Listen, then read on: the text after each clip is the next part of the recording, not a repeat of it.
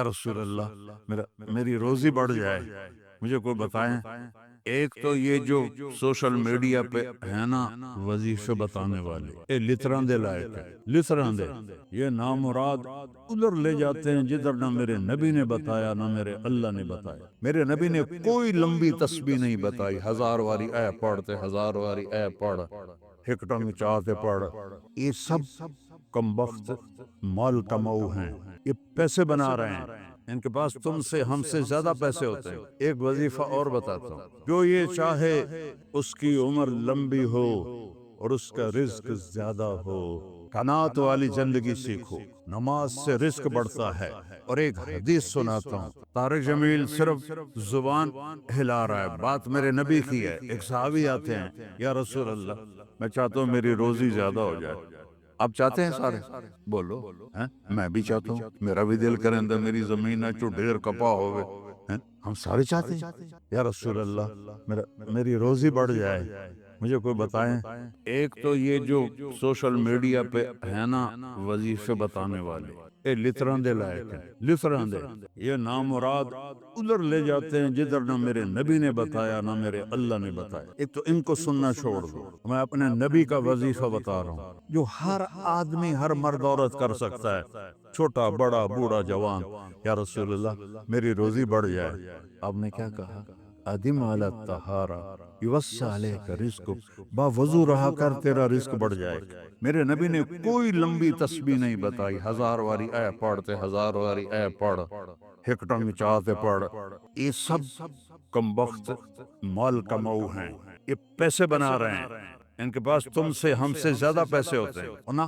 نہ یہ اس چکر میں پڑو کہ جادو ہو گیا، یہ نو پھرولو جادو ہو گیا، سایہ ہو گیا۔ بھائی کتھے سایہ ہے، کتھے اتنے جادوگر پیدا ہو گئے بے ہر ویلے وہ پھوکی جاننے دے تو تباہ کیتی جان دے۔ یہ سب فراڈ ہیں، یہ جو جادو ہو گیا اور جادو کا عمل کرنا پڑے گا اور ہانڈی چڑھانی پڑے گی اور پتہ نہیں کی کرنا پڑے گا، زمین میں دبانا پڑے گا، یہ سارے الودے پٹھے نے، اور تسی سارے بے وقوف ہو جڑے انہاں دے مگر لگی ہویا۔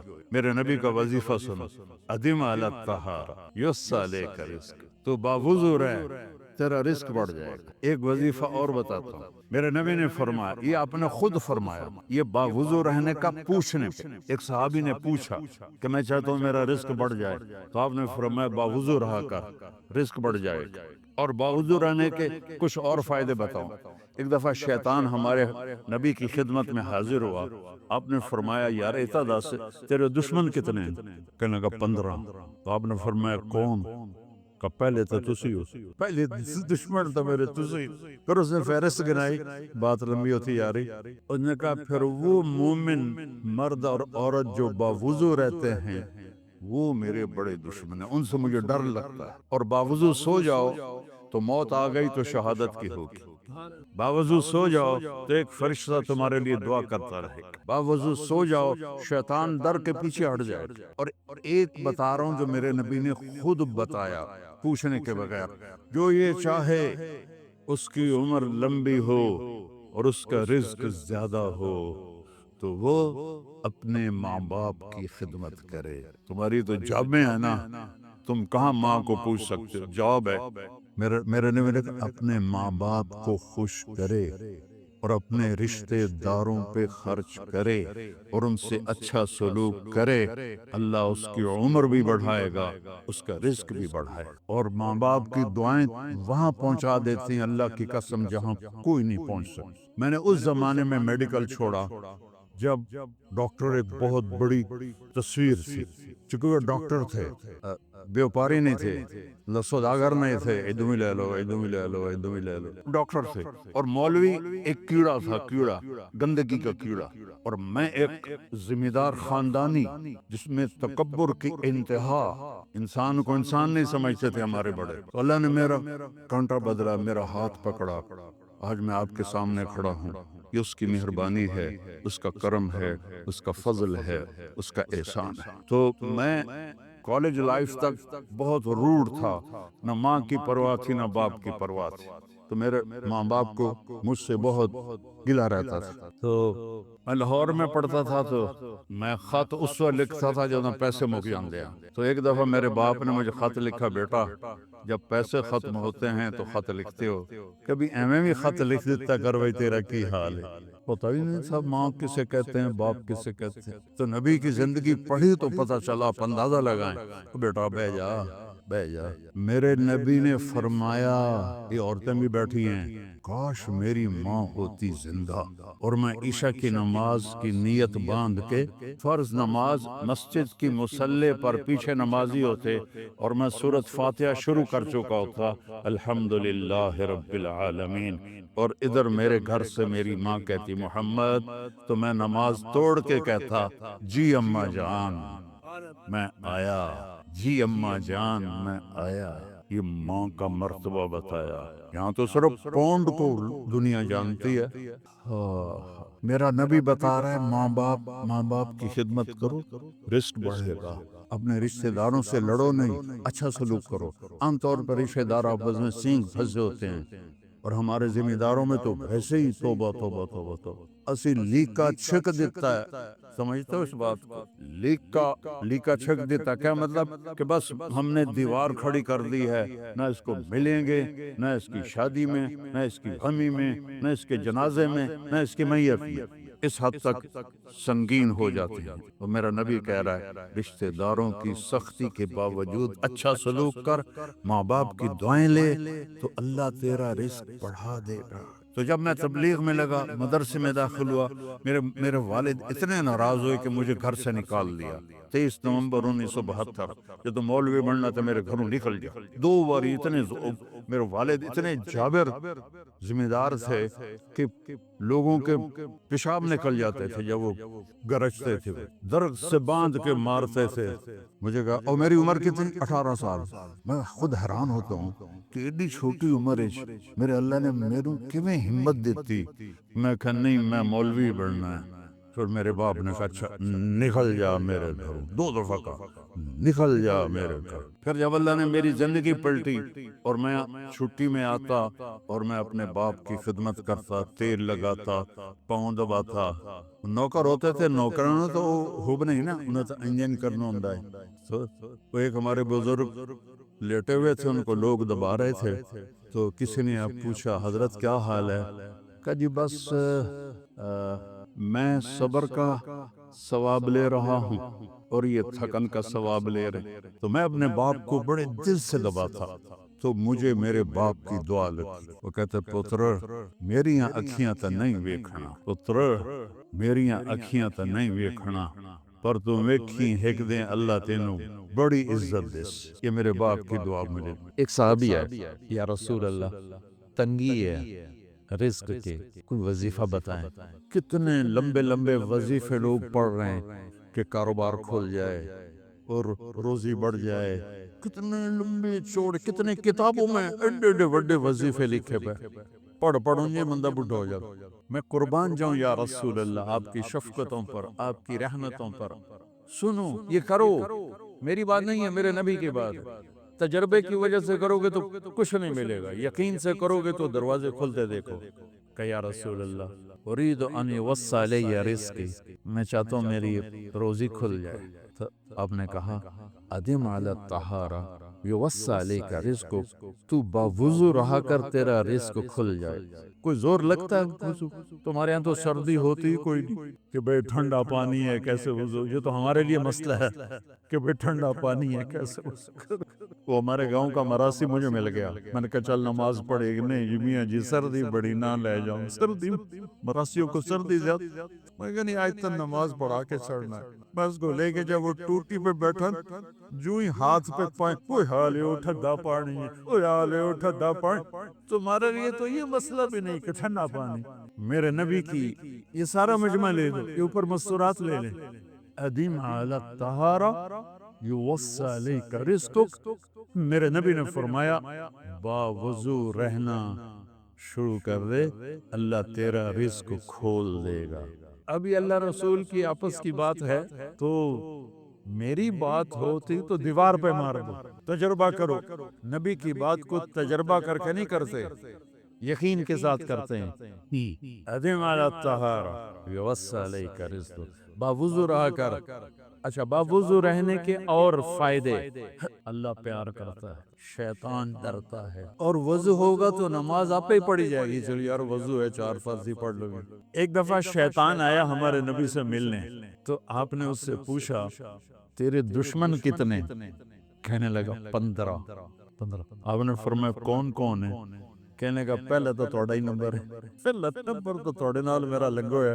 پھر کہنے لگا وہ مسلمان جو 24 گھنٹے باوضو رہتا ہے وہ میرا بڑا دشمن ہے۔ جو باوضو رہتا ہے اور باوضو سوتا ہے، ایک فرشتہ اس کے لیے بندگی کا ثواب لکھتا رہتا ہے۔ خیر، واپس آتا ہوں۔ میرے نبی نے فرمایا 4 باتیں لے لو اور دنیا بھی تمہاری آخرت، ساری PIA زندہ ہو جائے گی، ساری اکانومی زندہ ہو جائے گی، ساری معیشت زندہ ہو جائے گی۔ 5 بھی نہیں، ایک انگلی بھی آپ نے نیچے کر دی، کہ یہ بس اتنی لے لو۔ حفظ امانت، صدق حدیث، حسن خلیقت، عفت فی تہمت۔ کیا خوبصورت! ساری زندگی کسی کو دھوکہ نہ دینا، دیانت داری، دیانت داری۔ میرے ملک کے ادارے کیوں ڈوب گئے؟ دیانت نہیں پھیل گیا، کھوٹ آ گئی، دھوکہ آ گیا۔ میرے نبی نے کہا حفظ امانت، کبھی امانت میں خیانت نہ کرنا، صدق حدیث، کبھی جھوٹ نہ بولنا، ہمیشہ سچ بول۔ میرے نبی نے فرمایا میرا امتی ہر گناہ کر سکتا ہے، 2 نہیں کر سکتا، ایک جھوٹ کبھی نہیں بولے گا، ایک دھوکہ کبھی نہیں دے گا۔ میرے نبی کی 2 صفتیں ہائی لائٹ ہوئیں، صادق اور بولو کیا ہیں؟ کوئی اور بھی تو ہو سکتی تھی، جس سے مشہور کیا، کعبہ قوسین بھی تو ہے، اور ادنا بھی تو ہے، واللیل بھی تو ہے، سیاہ زلفوں والا، والضحیٰ بھی تو ہے، روشن چہرے والا۔ کس سے مشہور کیا؟ صادق امین۔ اگر آپ مجھ سے سوال کرو، میں ممبر رسول پہ بیٹھا ہوں کہ مولانا صاحب سارے دین کو 2 لفظوں میں بتاؤ، ساری شریعت کو، تو میرے پاس 2 لفظ ہیں، سچائی اور امانت داری۔ آپ مجھ سے سوال کرو مولانا صاحب ساری دنیا کے کفر کو بتاؤ، تو میرے پاس 2 لفظ ہیں، جھوٹ اور دھوکے بازی، جھوٹ اور خیانت۔ پوری دنیا کا کفر ان کے اندر چھپا ہوا ہے، سچائی اور دیانتداری، پوری دنیا کا اسلام اس کے اندر چھپا ہوا ہے۔ دیانت اور سچائی یہ بیج کی طرح ہے، اور پورا اسلام پھر باغ بن کے پھلتا پھولتا ہے۔ جھوٹ اور دھوکہ یہ بھی بیج کی طرح ہے، پھر اس سے کفر کا جنگل کانٹوں بھرا جنم لیتا ہے۔ میرے معاشرے سے جھوٹ نکل جائے، دھوکہ نکل جائے، یہ پاکستان جنت کا ٹکڑا ہے۔ اور یہ حکومت کے بس کا نہیں ہے کہ وہ سب کو سچ بلوائے، یہ مجھے کرنا ہے، یہ مجھے کرنا ہے، میں نے اور آپ نے اس کو شروع کرنا ہے۔ حضرت جریر بن عبداللہ یہ یمن کے شہزادے تھے، آخری حج پہ مسلمان ہوئے، اپنے نوکر سے فرمایا گھوڑا خرید کے لا، میں پیسے یہاں پیمنٹ کروں۔ وہ منڈی میں گیا، 300 روپے کا گھوڑا لے کر آیا۔ جب انہوں نے گھوڑوں کو دیکھا تو قیمتی تھا، مالک کو پتہ نہیں تھا، اور یہ گھوڑوں کی نسل کے پہچاننے والے اس سے کہنے لگے تیرے گھوڑے کے 400 کر دوں؟ کر دو۔ بڑا حیران ہو کے دیکھنے لگا، بھئی ہے کہ آپ تو مجھے چیز خریدنی ہے تو میں گھٹاتا ہوں، اور اجمل نے بیچنی ہے تو یہ اس کی قیمت بڑھاتا ہے، اور یہاں خریدار کہہ رہا ہے 400 کر دوں؟ وہ کہنے لگے کر دو۔ کہ 500 کر دوں؟ کہنے لگا کر دو۔ کہ 600 کر دوں؟ وہ تھوڑا تھوڑا گھبرانے لگا، بھئی یہ چکر کی ہے۔ 700 کر دوں؟ 800 کر دوں؟ وہ کہنے لگا حضور تسی لینا تے لو، کو میرا مذاق تھا نا، تسی کدی لین والے بھی پیسے بتائے، تسی میں نے 300 دے میں جاواں، کہنے کہ اس کو 800 دے دو اور گھوڑا باندھ دو۔ وہ حیران خوشی سے چھلانگے مارتا ہوا گیا۔ تو جب وہ چلا گیا تو نوکر نے پوچھا میں جب 300 میں سودا کر کے آیا تھا تو 500 کس خوشی میں بڑھائے؟ فرمایا میرے بھائی اس کے گھوڑے کی قیمت 800 تھی، 300 نہیں تھی، اور میں نے نبی کے ہاتھوں میں ہاتھ دے کے یہ وعدہ کیا تھا زندگی بھر کسی کو دھوکہ نہیں دوں، سب کی خیر خواہی شاہ۔ تو بھائیو میرے اداروں میں ٹیلنٹ کی کمی نہیں، صلاحیتوں کی کمی نہیں، دیانت کی کمی ہے، قوت عمل کی کمی نہیں، سچائی کی کمی ہے۔ حجاج بن یوسف ایک ظالم گورنر گزرا ہے، اس کے خلاف بغاوت ہوئی، وہ ناکام ہو گئی۔ تو کوفہ میں ایک بزرگ رہتے تھے، ان کے بیٹے اس بغاوت میں شریک تھے، وہ چھپتے چھپاتے کئی سال کے بعد واپس آ گئے۔ ابن خراش ان کا نام تھا۔ ان کی سچائی مشہور تھی کہ ابن خراش جھوٹ نہیں بولتا۔ حجاج کو پتہ چل گیا CID سے کہ آ گئے، تو اس نے کہا آج ابن خراش کا امتحان ہوگا۔ اس کو کھانے پہ بلایا، عنوان ہی نہیں بنایا تفتیش کا، کھانے پہ بلایا اور کھانا شروع ہو گیا۔ باتوں باتوں میں کہتا ہے ابن خراش آپ کے بیٹے ہمارے خلاف لڑ کے بھاگ گئے تھے، وہ پتہ؟ تو ابن خراش ہنس پڑے، کہنے لگے حجاج زندگی موت تو اللہ کے ہاتھ میں ہے، گھر آئے بیٹھے۔ تو اس نے کہا تیری سچائی کو سلام کرتا ہوں، اگر تو جھوٹ بولتا یہیں تیرا سر اتارتا، پھر تیرے بیٹوں کا چاہو سلام ہے تیری سچائی کو، تیرے بیٹے تجھے مبارک ہوں۔ مسلمان جھوٹ نہیں بولتا۔ میرے نبی سے پوچھا گیا یا رسول اللہ کیا مسلمان بزدل ہو سکتا؟ کہا کیا مسلمان بخیل ہو سکتا؟ آپ نے کہا۔ پھر پوچھا گیا جھوٹ بول سکتا؟ کہ نہیں، جھوٹ نہیں بول سکتا۔ تو دو باتیں حدیث پاک کی، صدق حدیث، حفظ امانت، یہ دو باتیں زندہ ہو جائیں تمہارے سارے ادارے زندہ ہو جائیں، ہم نقصان سے نکل کر نفع میں آ جائیں گے، نفع میں آ کر اوروں کو دینے والے بن جائیں گے۔ اس ملک میں اتنے خزانے اللہ نے چھپائے ہیں، اور اس ملک میں اتنے اللہ نے استعداد والے لوگ پیدا فرمائے ہیں، صرف دو چیزوں سے ہم مار کھا رہے ہیں، ہمارے جو ادارے ڈوب رہے ہیں، وہ گلگت سے لے کر گوادر تک، اس میں وسائل کی کمی نہیں، سچائی کی کمی ہے، دیانتداری کی کمی ہے، اور یہ ریلیٹڈ ہے رب ہونے کے ساتھ، کہ ہم نے اللہ کے رب ہونے میں شک کیا تو ہم غلط راہوں پہ چل پڑے۔ رب تو اللہ ہے، دینے والا تو اللہ ہے۔